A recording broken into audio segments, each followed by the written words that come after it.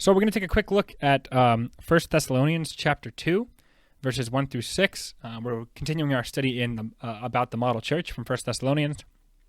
We've talked about the fact that they were a saved church from the first part of chapter 1, Paul talking about just the fact that they were saved and what that kind of means. And then we talked about the fact that they were a following church. Following means to be an imitator. So Paul was saying that they were following him, and then he was following God. We talked about how that's a picture for how we need to be in our lives. We need to be following someone and following the Lord, but we also need to be living lives that are worth following. And so those are some important things we've been talking about from this book of 1 Thessalonians. And I dropped my pen. Sorry. I'll put that down before I drop it again. So we're going to be looking at 1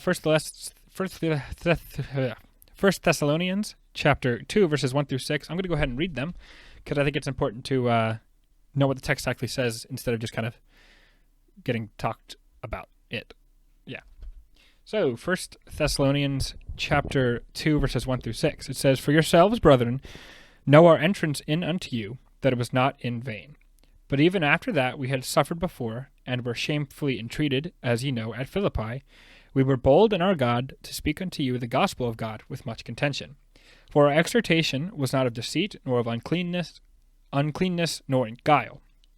But as we were allowed of God to be put in trust with the gospel, even so we speak, not as pleasing men, but God, which trieth our hearts. For neither at any time used we flattering words, as ye know, nor a cloak of covetousness, God is witness. Nor of men sought we glory, nor of you, nor yet of others, when we might have been burdensome as the apostles of Christ." So we see, I believe I titled this message, The Founded Church, Part 1. Probably not the best name. I was trying to stick with with the blank church format. Probably going to have to quit that soon because I just don't want to force things. There will be a Part 2 eventually, or not. I might just leave it at Part 1. I feel like that'd be pretty funny. So we titled this The Founded Church Part 1 because it is talking about Paul's founding the church, about how that the manner in which Paul founded the First Thessalonian church. So we noticed a couple things, a couple really interesting things, actually. This is probably one of my favorite passages that we've looked at so far. Of course, I also know what's coming next week, and I'm pretty excited about that.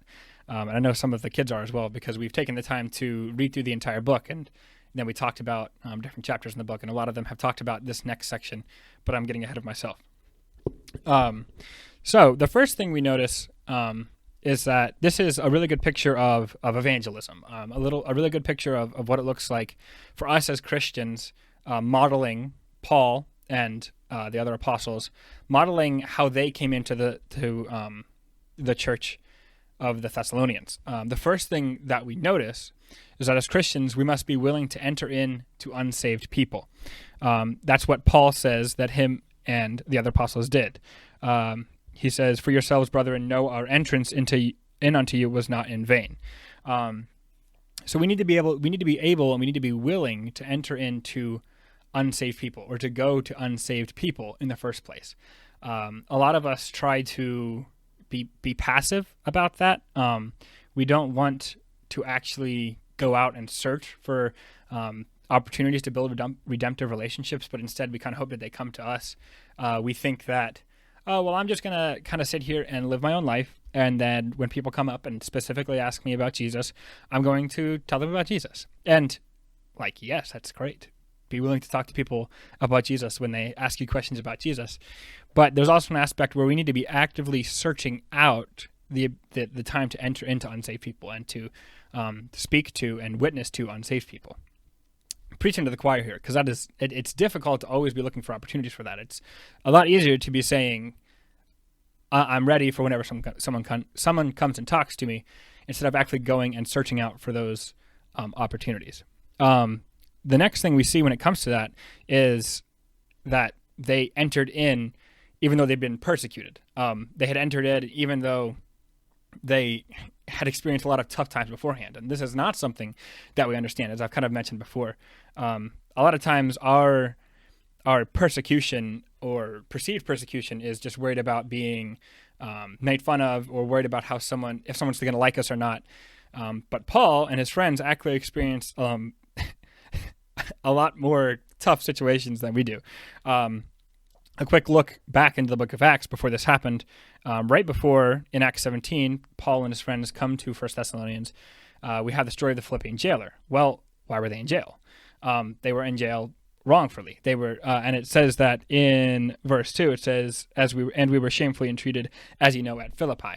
And on Sunday, we went back and looked at that passage. But, so the reality is that they were treated poorly. They were, I believe let me check my handwritten notes. They were beaten and openly condemned in Acts 16, I believe, is what Luke says about Paul, because Luke wrote the book of Acts. Anyway, I'm getting beside myself. If you take anything away from that rambling, Paul and his friends came into the Thessalonians even though they had been persecuted and mistreated. And so we need to be actively coming into unsafe people, even though we may feel mistreated, and often we're not actually mistreated.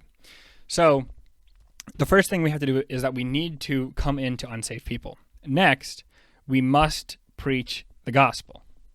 Duh. We see Paul's record of how they preach the gospel starting in verse 2. It says, "We were bold in our God to speak unto you the gospel of God with much contention." So we need to be bold. We need to be willing to go out of our way to share the gospel, even in times where it doesn't seem like the easy thing to do. This is something we're gonna have to face a lot more while being a Christian becomes the less popular thing. We're gonna have to be willing to share the gospel boldly, even in the face of contention. And then it says, going on, it talks about the message that they brought in verses 3 through 5, I believe it is. "For our exhortation was not of deceit, nor of uncleanness, nor in guile." And then verse 5 says, "Neither at any time used we flattering words, as ye know, nor a cloak of covetousness, as God is witness." So we need to be honest. The idea of guile and the idea of deceit nor uncleanness of guile basically just has the idea of misleading. So when we're sharing the gospel, we're not doing it to mislead them, obviously. Paul here is kind of defending his relationship to the church, and he's saying, you know that we were honest among you. We didn't do this to mislead you. We didn't do this to cause problems. We did this out of honesty because we love you, and that's kind of something we'll see in the next section next week. And then we must be powered by God to share the gospel. A lot of us want to preach the gospel out of our own wisdom and out of our own strength, and we want to know all the right passages and just have everything perfect so that we can convince people. But the reality is, we need to be powered by God in our gospel giving. Verse 4, it says, "But as we were allowed of God to be put in trust for the gospel, even so we speak." Allowed has the idea of approved or sent almost. So when we're preaching the gospel, we're not doing it out of our own strength. We cannot make somebody get saved, no matter how good of our argument is, no matter how well we speak, no matter how smart we think we are. We must preach the gospel through the power of God, not our own strength. And then the last thing we see in this passage is that we need to seek the glory of God. Verses 5 and 6 says, "For neither at any time used we flattering words, as ye know, nor a cloak of covetousness, God is witness, nor of men sought we glory, neither of you, nor yet of others, when we might have been burdensome as the apostles of Christ." So they didn't preach with flattering words. They didn't preach to please men. Instead, it says that they preached to please God.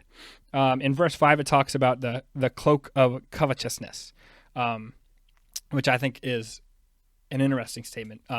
Cloak of covetousness means they didn't preach in the cloak of covetousness. It means basically that they weren't greedy. They weren't there for their own greed. They weren't there for their own glory, and as that says in verse 6 as well. They weren't there for themselves, but they were preaching the gospel for the glory of God.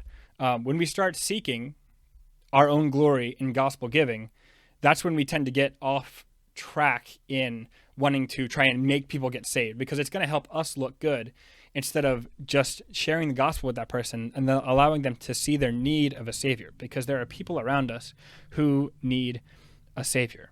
So we see in these 6 verses, not a very long passage, that Christians must preach the gospel of God in boldness through the power of God for the glory of God.